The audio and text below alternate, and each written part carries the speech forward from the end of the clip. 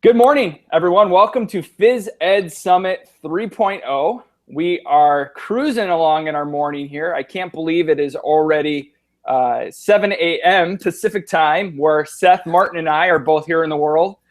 And so my name is Adam Howell. I am a member of the Phys Ed Summit team, and I am the founder of physedagogy.com. And welcome to Phys Ed Summit 3.0. Thank you so much for joining us. It is a 24-hour back-to-back global event. I think we have 37 sessions, all free, and we could not make this day happen without you. So we're very humbled by the outpouring of support and promotion for the summit by each of you. 1,300 people RSVP'd as of last night. Amazing. And by sharing with one person, you're able to impact many others, including who wins most of all, which is our students. Thank you so much for being here to push best practices, effective physical education, and professional development forward. It's an amazing PE community. We are super excited to be a part of it. Just a reminder, we are using technology and things happen. Technology is never our best friend at all times. And if for some reason the video feed stops or we have some issues technically, please be patient. Please check out the Tazzle. We will try to remedy any issues there. It may take us a few minutes to get it going or get it started again, but we thank you for your patience.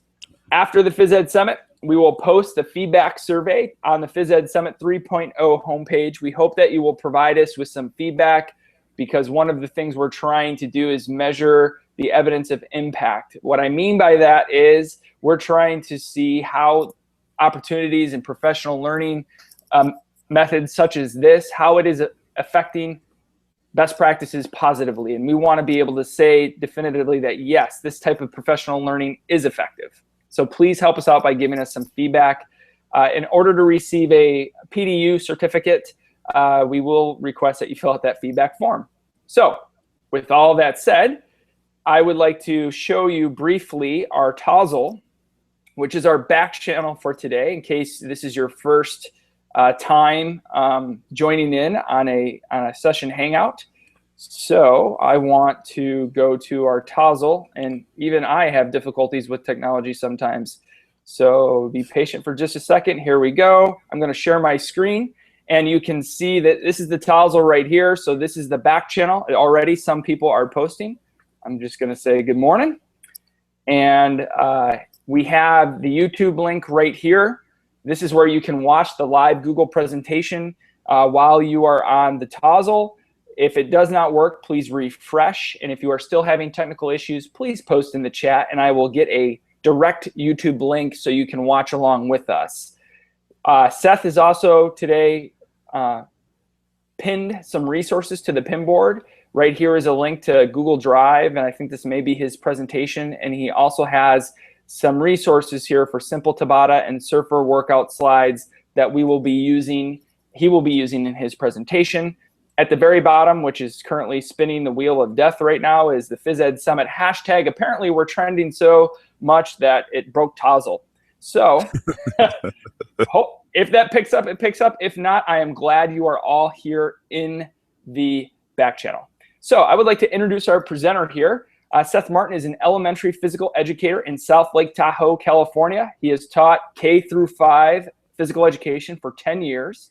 In Sacramento, South Lake Tahoe, he is the VP-elect for physical education for CAFED or CAPERD. I never know how to pronounce those. Neither does anybody in the group. It goes either way.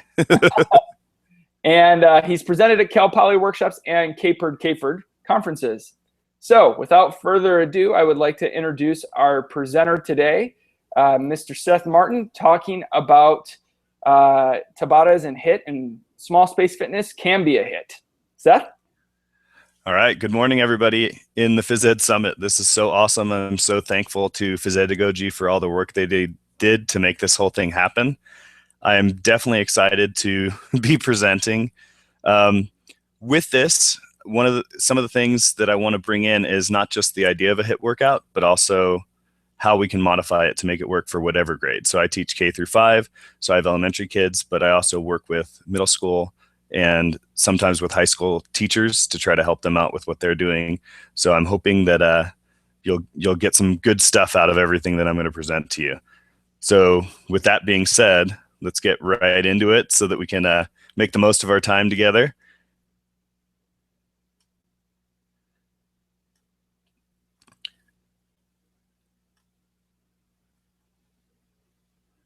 All right.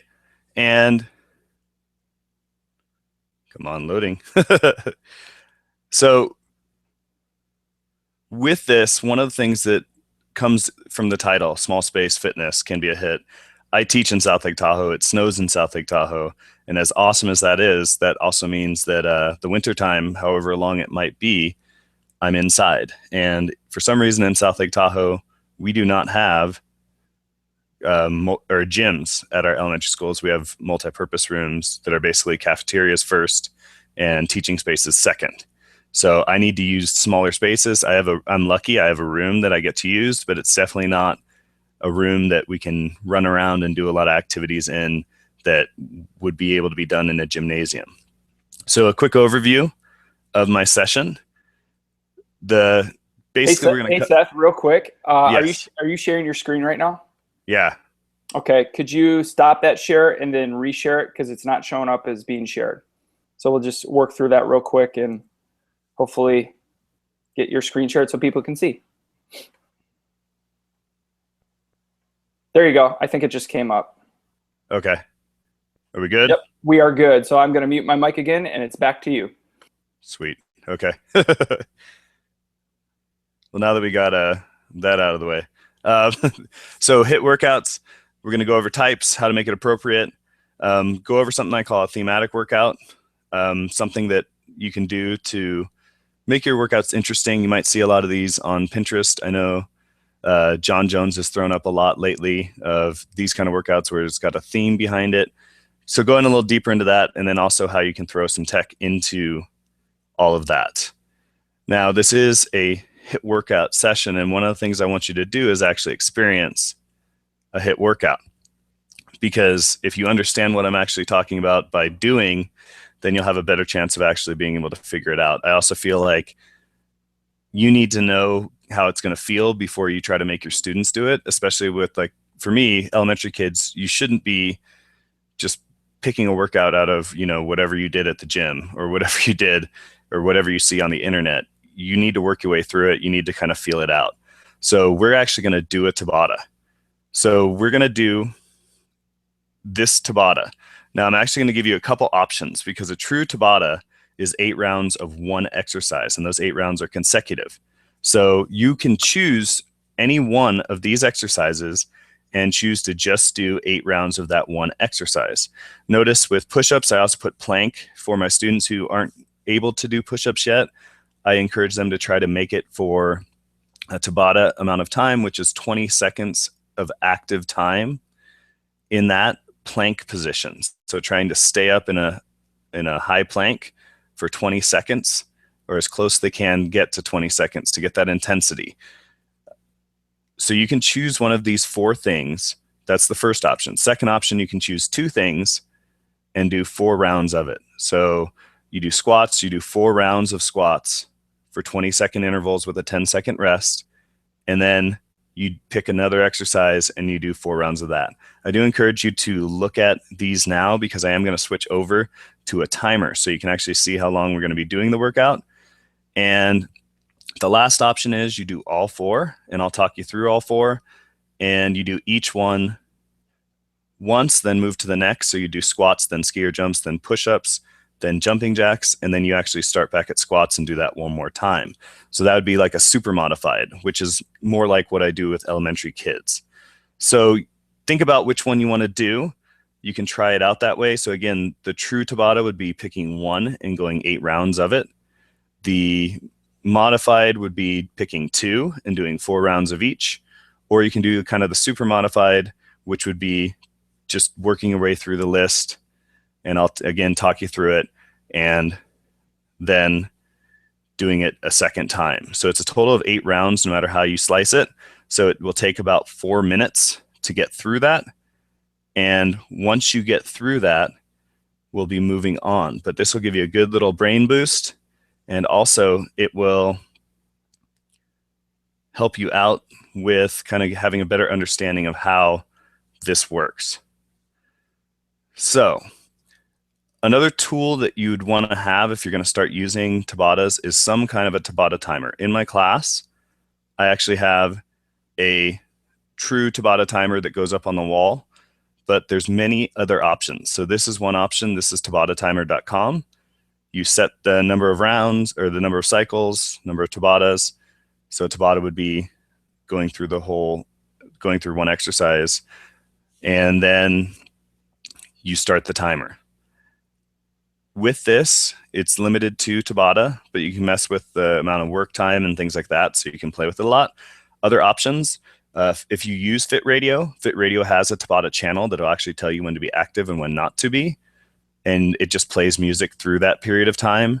And another option that you have is an app that I actually like because it'll connect in to some of the other types of HIIT workouts that we'll go over, and that's called Totally Tabata. So you can also set that, and you can pick some of the other methods, but it will play your music and then go quiet whenever it's a rest time. So those are a couple options for your timer. Again, this one's easy, especially if you can project it, but the music ones, so Fit Radio or the Totally Tabata, would be good if you're trying to do one outside or in a space where you don't have a projector. So that being said, I'll go back to the slides so you can pick which exercise you're going to do or which exercises you're going to do. And then we're going to start the Tabata. This will take about 4 minutes. A HIIT workout is a high intensity interval training, and Tabata is like the one that pushes it. So it should be a high intensity. But one of the things I tell my students is I want you to try to be moving the whole time. Because if you just blow yourself out and you're done in 5 seconds, or you are resting a lot more than you're moving, then you're not getting really the full impact. So just something to think about. Try to keep moving, working hard. But again, also don't necessarily overdo it. So again, pick your one if you want to do the true Tabata. Pick 2 if you're going to do the modified, or you're going to work your way through all 4, and I'll talk you through it. All right. So all that being said, we're going to get this thing going. So if you're in your seat, get up out of it, and let's get started.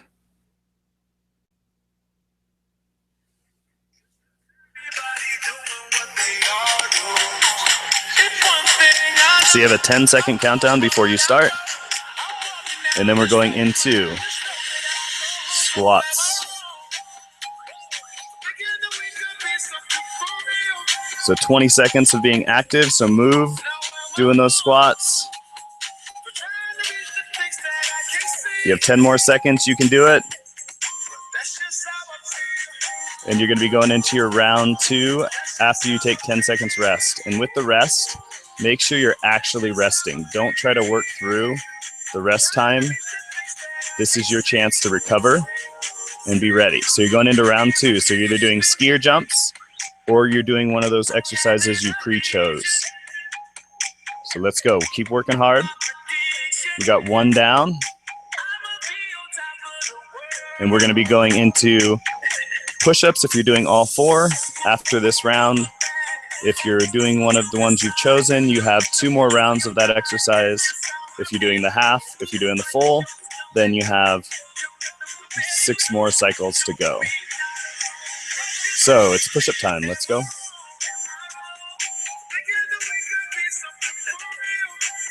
And your work will probably get a little bit slower and you're going to start getting tired through it.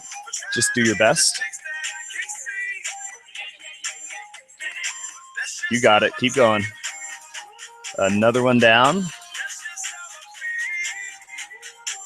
So we're going to be now working into our jumping jacks.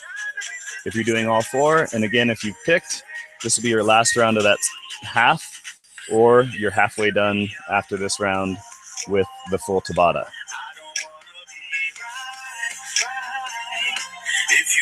Let's go. You got it. Keep going.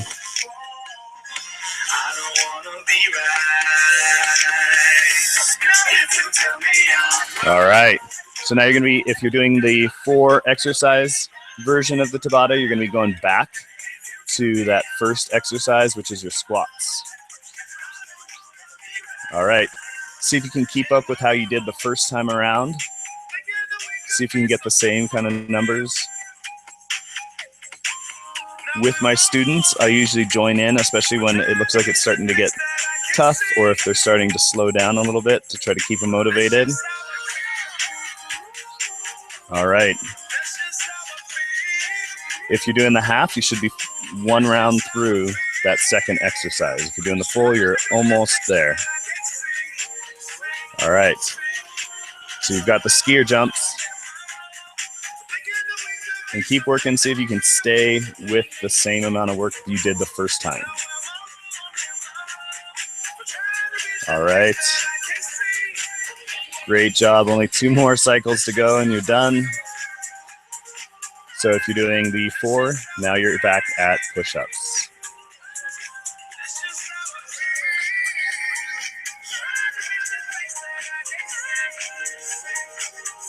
And you're doing a great job. Keep it going.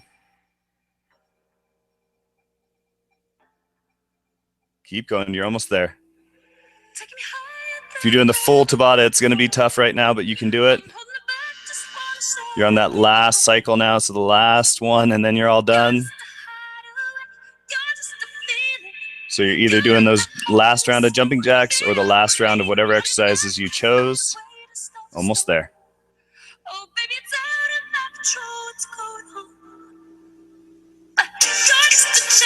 Keep it going. And just remember, this is what you're going to ask your students to do. So keep that in mind when you think about the age and the ability of your students. All right, great job. And you got that. I'll give you that 10 seconds of rest, and then we'll get back to it.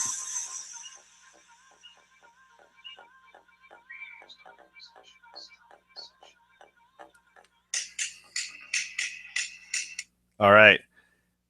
And that was your first experience, well, for some of you, with a Tabata. So now let's go into kind of the meat, the information that goes with it, because you did it. That's good. But I want you to feel comfortable and understand really what you're going to do with it. So what is HIIT? HIIT is high intensity exercise done for a set interval with periods of rest. Now, depending on what style of HIIT you're doing, it includes an active recovery. It isn't a bad idea, especially if you're doing a full Tabata or one of the other versions that I'll go over in a minute, to do a moving. So wiggling out those arms, moving your body a little bit to get blood flow, keep it going between rounds. Variables, and we'll get back to these variables in a little bit. Your variables with this are the duration and intensity of the interval. So basically you have how long the work part is going to be. The other thing that you can manipulate is how long and how intense the rest is. So how much time you have to rest. And in doing that, and it changes the numbers of reps, and depending on what exercise you choose, it changes the type. So you could do a full cardio-focused Tabata or HIIT workout. You could do one that includes muscular strength, or you could do one that is only muscular strength. So you can look at it in a lot of different ways and cover a lot of different things. My resource for this is a great book by James Driver. It's HIIT, High Intensity Interval Training Explained. So if you get a chance, it is a good book as a reference. It goes pretty deep into the different forms of HIIT workouts. Now, these are the different types. So an interval training is not really HIIT. Interval is where you're trying to push a little bit of your effort, but you're not going to that full high intensity. A way that I do this with my students, and I have it on my Tozzle, is I have a rate of perceived exertion chart right next to the smartboard where I'd have the images you saw for the exercises, all of that. I have the rate of perceived exertion, and I kind of coach them through where we're aiming for. Now, obviously, that's a whole nother training piece where you're training them to use that well, because there's the kids who don't want to say they're at the red zone, they're at the full power zone. And then you have the kids who will say they're at full power after they work for 10 seconds. So it's a training piece, but as they get better at it, they're learning to self-regulate, they're learning to do it. And one of my biggest pieces before going too much deeper into HIIT is you got to trust your students. You can't sit there and yell at them. You're not, a coach on one of the many shows that you see where they yell at the person to motivate them. For kids, no matter what their age, you want them to get to the point where they're self-motivating and they're picking that rate of perceived exertion properly. If you have heart rate monitors, great way to throw a little tech in. And I think, again, even if you have projected the heart rates, it's still a better idea to let them reflect and talk it through, because they'll probably come to the conclusion, yeah, I know I was kind of slacking. That's why my heart rate was low. I'll do better next time. And that's them discovering it rather than you telling them, oh, look at your heart rate, you're not doing well, because that's not really going to be beneficial to them and lifelong aspect of things. All right, back to this. So an interval, you're switching intensities, not going for max effort in the high intensity portion. So it becomes HIIT when you hit that max effort. Fartlek, which I still have adults giggle. I actually work with adults with running coaching, and we use this version a lot. I even still giggle, so it's all good if you're giggling on your computer right now. But a fartlek is actually a great way to help build speed for runners, even if it's distance. And it's basically kind of a self-managed intensity shift. So you want them to really push. When they need to dial it back, they dial it back. Now, there is other controlled versions of the fartlek where you actually have a certain amount of time of that high intensity work and a certain amount of time where you dial it back. Now, the little Gibla method, the last two are named after a person. So the little Gibla method is actually one person's last name was Little, one was Gibla. So they wanted to make a HIIT type workout. So they wanted to get the best bang for their buck, but they also wanted to be able to use it with people who aren't very fit and people who are older or in a group where you don't necessarily want to push them to high intensity right away. So the people had a little bit more control. And if you look at the structure of a little Gibla, which you can actually find in the Totally Tabata app, which is really cool because it's just a preset, but it's 60 seconds of high intensity work. So they're working a little longer than a Tabata, but they have a long recovery. So it allows them to recover. And again, you're allowing in a little Gibla for them to actually dial it back, not necessarily be fully high intensity. Now, a Tabata, on the other hand, Tabata, his first name is totally falling down my head right now, but a Japanese researcher was trying to figure out, again, the best way to, and his last name was obviously Tabata, the best way to get the most out of time. And he researched, how do you build aerobic and anaerobic capacity? And is there a way to do it without, long durations of exercise? And this is where the Tabata method came from. And it is kind of going for the best bang for your buck, but the aim is max intensity. So if you're doing a true Tabata, it should be pushing hard for that 20 seconds. That's why the interval is so small, and then getting a short recovery. So really peaking and coming back down. Now, when I do Tabatas with the students, I'm probably leaning a little more towards little Gibla because I have elementary kids than a true Tabata. But either way, it's still kind of guiding them through that. And what I talk to my students about is if they were playing in a soccer game, they're not going full bore the whole time. They get really intense moments in the game, peaks, and then they bring it back down and manage their effort. If they went peak the whole time, that game would not be very interesting because everyone would be exhausted by, 10 minutes into the game. So getting them to make that connection to activities they might do really helps them kind of buy in with this method. So again, modifications and suggestions you might recognize too, these 4 categories. So you have the frequency, intensity, time, and type. Hey, that sounds familiar.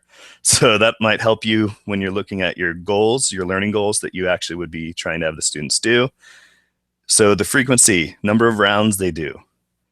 Okay, as the year goes on and I know my students better, I'll increase the number of rounds for each group. And I might have one class that I don't increase their rounds as much for whatever reason, and one class that I do. The number of exercises you do. So if you do it the method that I did, where you combine, you have 4 and they'd go 2 rounds of it, you can, have 5 exercises next time, things like that. Or if you're doing it more of a station style, you increase the number of stations.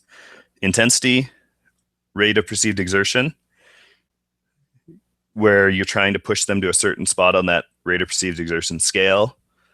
Self-regulated, where they're basically kind of figuring it out. They're trying to decide where, they are and, when they want to dial it back. And then you have leveled options where, they could go for kind of like you did, different styles.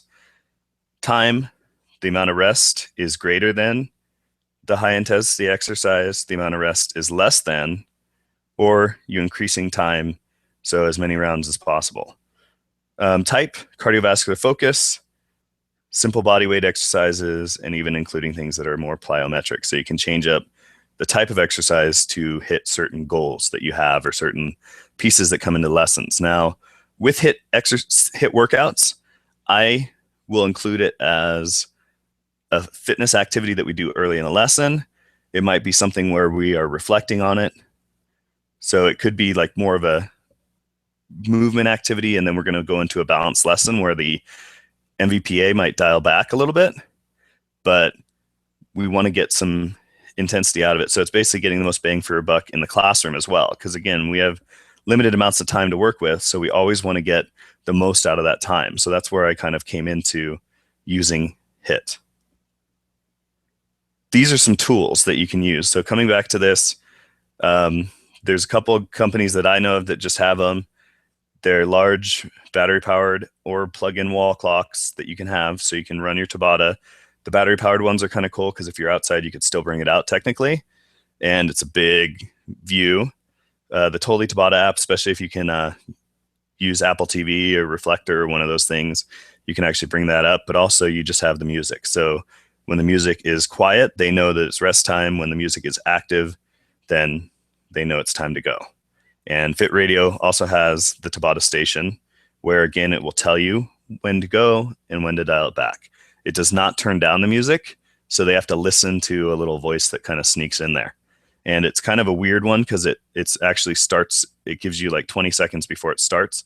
It actually starts at like 22 seconds into the songs. But the cool thing is it does change up the songs, it does all that, and it's all located in that app. So I already use Fit Radio for a lot of other things. So that one's a good tool as well if you're not where you have a clock. Now, with the HIIT workouts, just a couple things before we move into any kind of thematic workouts. With the HIIT workouts, think about your students. Make sure that whatever exercises you introduce to them or any exercise you do with them have already been introduced and that you've given them plenty of feedback on them. Keep them simple, because they're going to be repeating them, and watch for fatigue. If they're going and they're starting to hunch over, so they're doing squats and they're looking like they're hunching over, try to adjust. So some things that I'll tell my students is think about sitting in an invisible chair, watch the knees, make sure they don't pass the toes. And also one of the ones that always seems to happen is the leaning forward with the upper body. So their face starts to lean forward. You might see a lot of things with squats where the hands are out. That will help. But I also just tell my students, think about you're trying to sit in a chair. Well, that chair is in front of a desk. And if you lean forward, you'll hit your head on the desk. So make sure you don't hit your head on the desk and try to just keep it moving. When you do the different things, you want to join them, you want to be a part of it, but you also want to circulate. Just like any other lesson, circulate around, watch people, make sure that they're not getting sloppy and or doing the movement unsafely, and choose your movements again kind of wisely. Think about what your goal is with those and don't just like throw up whatever you think of that day. And the last big thing before we jump into the next part would be when you're doing a HIIT workout, try it out first, because if you're like getting destroyed doing the workout, then you might need to dial it back for your students. So if you go and you realize, wow, that was tough, then you need to realize your students might be there. And again, it's a trust thing. With any really fitness lessons, there should be trust. You have to trust that your students are working hard. You can obviously look for the signs that they're working hard, the red face, the sweat, things like that. But again, you want it to be positive. You want them to feel like, okay, I'm accomplishing something. I don't really have them, count how many of each exercise they do, because I don't want them trying to compete necessarily against each other. I want them just working. And the amazing thing is that my students will work really hard through a Tabata or through one of these other set amount of time workouts. High intensity is the key, but again, know your group. So on my rate of perceived exertion chart that's on the Tozzle, I'm usually telling, especially any younger groups that I'm working with, and I'll go down with super modified versions of this down to about third grade. I usually recommend that they're like a 3 or a 4 on the rate of perceived exertion. My bigger goal is that they're moving the whole time. And then we worry about like upping into the higher intensity. With 4th and 5th graders, I have them push a little bit, be between 4 and 5 on my rate of perceived exertion chart, and aim for that point, but trying not to end what they're doing. Now, going into thematic workouts. I've seen a few of these kind of thrown out there. There's a lot now, like all over Pinterest and stuff, where it's like it's the whatever movie workout or whatever character workout. But with what I think about, I usually try to go deeper than that, especially with elementary kids, but really any kids. You know, if they can connect what's going on in the workout to an actual like real life situation, they'll buy in a little bit more. So they'll be a little bit more interested if it's like, oh, I'm pretending that I'm doing this. And when you're pretending that you're doing it, they don't think about how much they're working.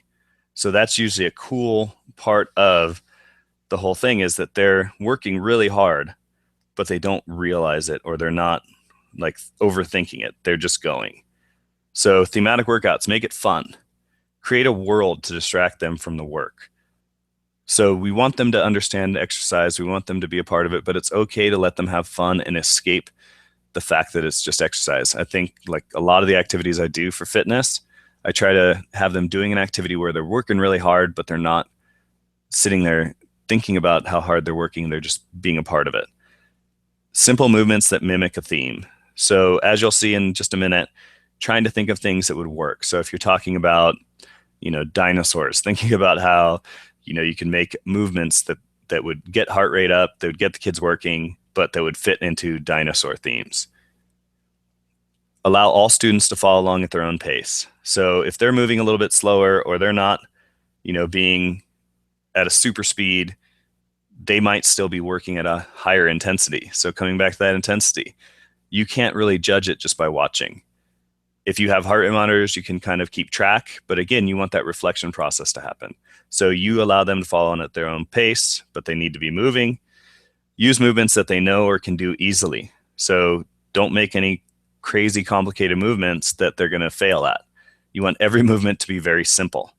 And I'm a big fan of music. Like any activity I do, I'm always trying to think of, okay, what song would be perfect for that?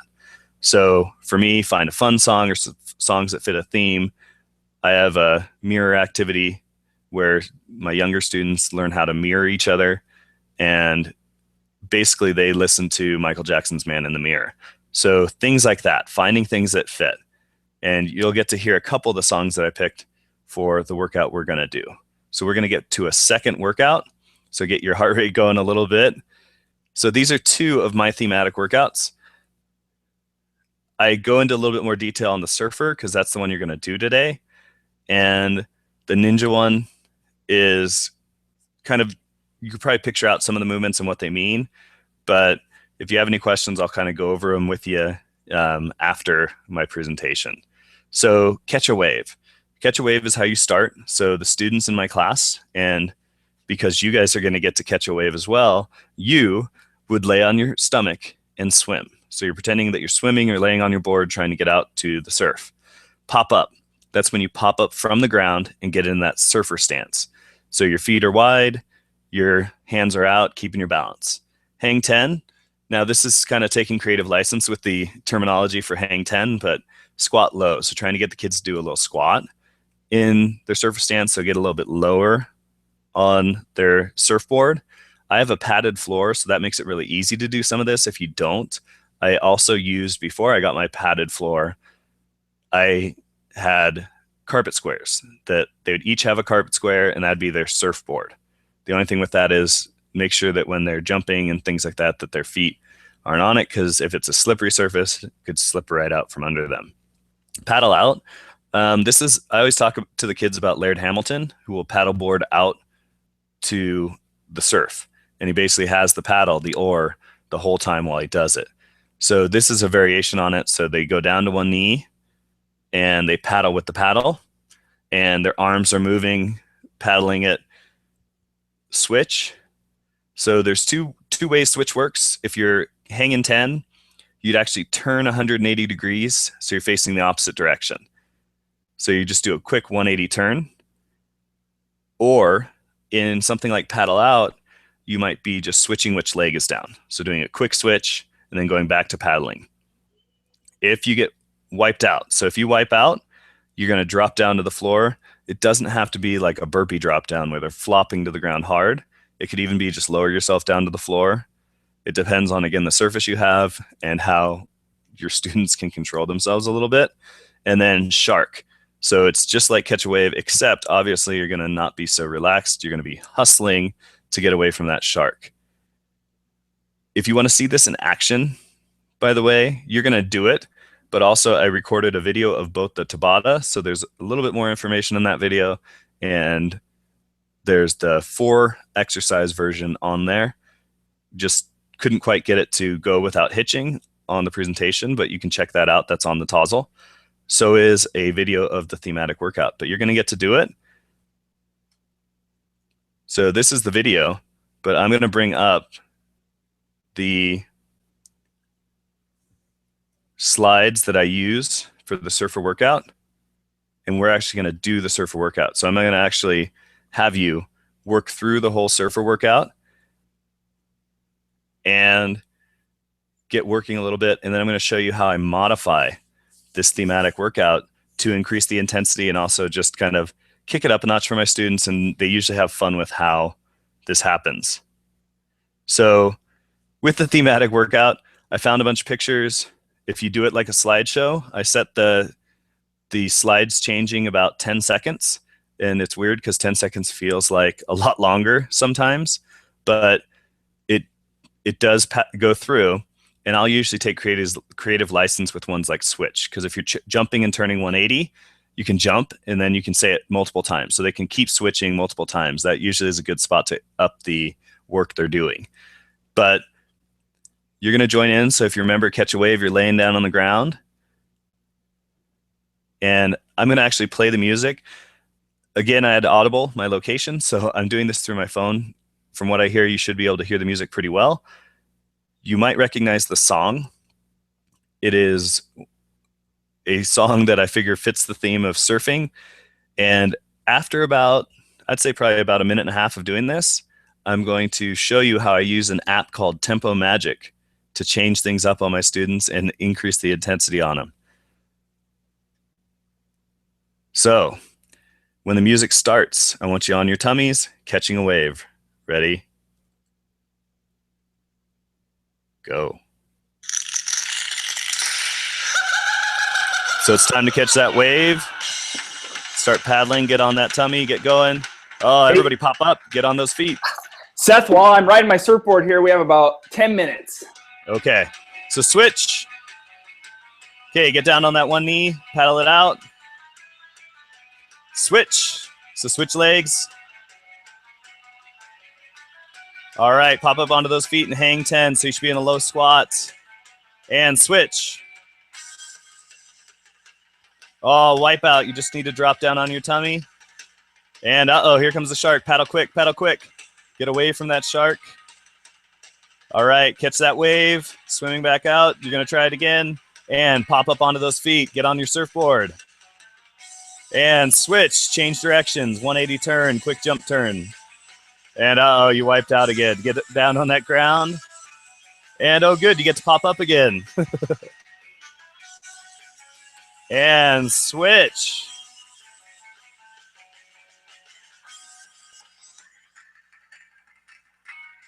And our time is going really quick. Can't believe how fast this has gone.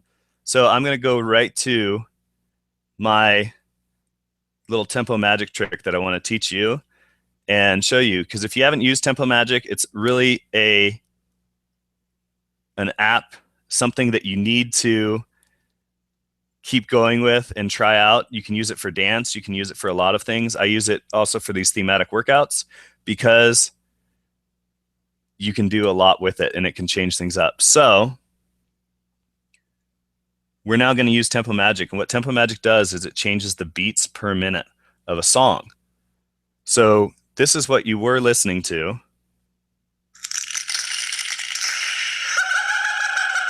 Now, watch what happens when I kick on Tempo Magic.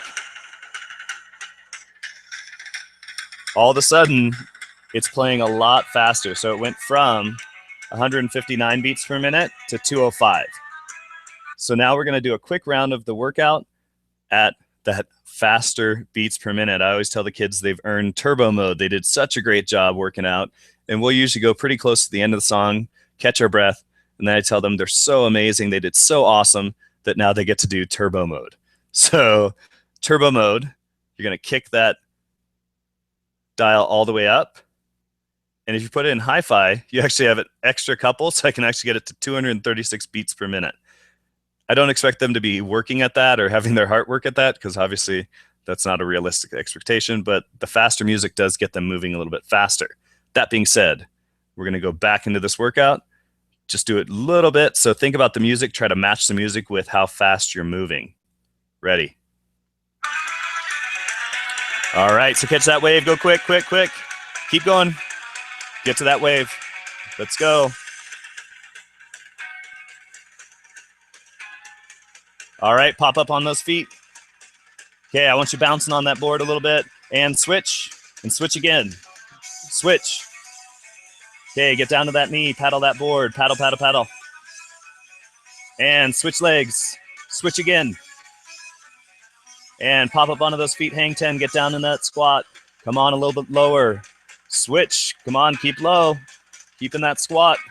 And uh-oh, you wiped out, drop down. And here comes the shark, paddle quick, quick, quick, quick. This is a fast shark, you better hurry up. And catch that wave, relax.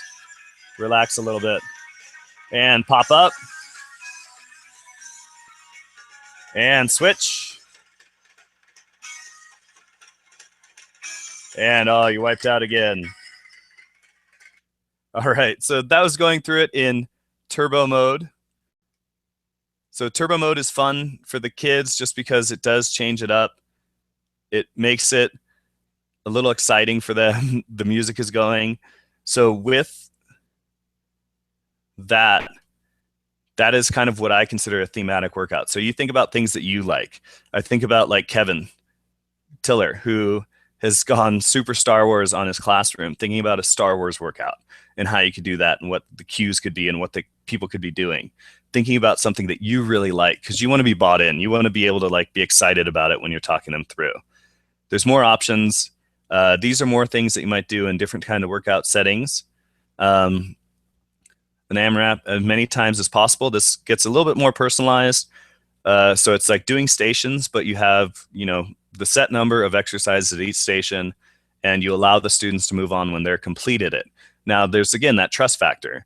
They could say they're done and they're not, and you just have to be okay with that. Or you need to nicely and gently kind of catch them and say, now, did you do all the work? Do you remember how many you're supposed to do? Usually when you talk it through like that, the kids, A, like being not called out in front of everybody, and B, they'll be honest and go, oh, yeah, I forgot. Whether they forgot or not, that's what they'll do. A ladder. So in my room, I actually have old wrestling mats that were donated to our school. And it actually is 4 separate little mats that roll out. And so I actually separate each section. And each one is a layer. So the students actually climb the ladder. So there's a group at the back mat moving towards the front of the room, and then they drop back to the back. And those are about 1-minute intervals with like 20 seconds of transition. So that's another way to use like that small space that you have and still make it work. So those are both options. Also with the surfer workout, just real quick, in the video, there's some things that I go into a little bit that I'm kind of rushing through right now. So feel free to check those out. I'll take them off unlisted and attach them to this presentation, or I'll make sure that they get attached so that you can check them out too. And you'll get to watch me being goofy and kind of doing my workout. Tools.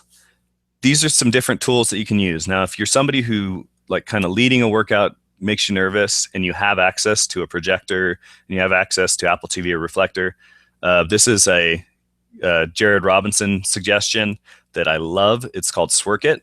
You literally can pick the amount of time you want the kids working, the type of exercise they want to work, and it'll show videos of somebody doing them, and they just join in. And it actually is interval training, because you go a couple intervals and then you get a little rest.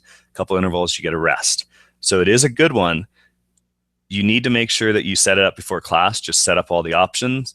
And again, make sure you have good Wi-Fi and everything works with your reflector or with Apple TV. I personally have Apple TV, so that's good, but my internet was not so great. So sometimes it would kind of get stuck. So now, a lot better. Thank you, tech people. Tempo Magic, again, very fun for speeding up music, slowing it down for dance. So if you wanted to teach a dance, you could actually drop it back and slow the song they're going to dance to down and then slowly work them up. And also just teaching speeds. If you're doing a lesson on speeds, you could use Tempo Magic to demonstrate that and even affect the speed of your students. Use it with theme workouts, make a playlist in the app. That's the best recommendation I can give you, because you have to make a playlist. It won't play straight from your playlist. You have to make a playlist on the actual app. Fit Radio, Tabata channel, and any other channel that it has are great. You got to use it with some kind of music player. Subscription is worth it, in my opinion. I use it for my running club in the morning. I also use it in my classrooms a ton.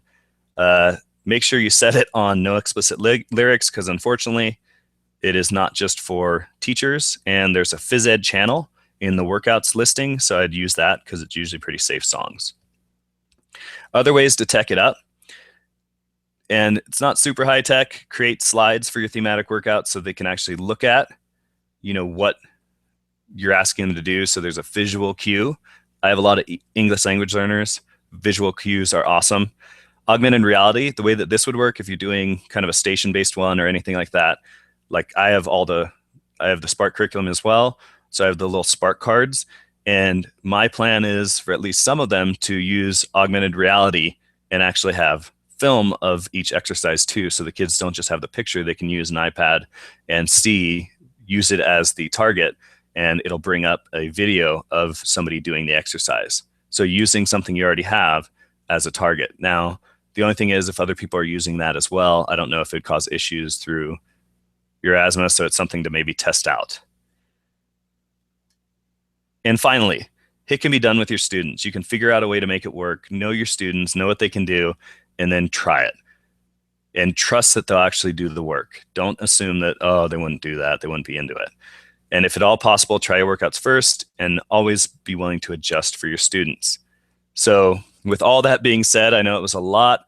I was talking a little bit quickly, but again, hopefully you found some things that you love out of this, that you like out of this, and I'm always willing to talk to you on Twitter or anywhere else to kind of talk you through how else I use it and go into a little bit more detail.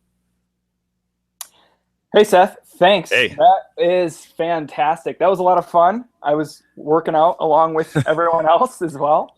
Nice. I do want to give people time to kind of process and ask questions, but Okay. I have to end the broadcast now. So if you could go onto the Tozzle and help answer some questions there, or maybe open up some side Voxes or on Twitter with people, because those of you in the Tozzle right now watching, Seth is on Twitter. He also is on Voxer. I'm sure he would be more than happy. I'm telling you, I suppose, more than happy to help provide some clarity and answer questions that you may have. And my handle on each is @SmartinTahoe. So SMARTIN Tahoe. So either way, you can find me on both. Okay, great. Thank you so much, Seth, for running your session here at Phys Ed Summit 3.0. And I need to let you go so I can move on to my next one. All right. Thank you, Adam, and thank you, everybody. Yeah, see you later. See ya.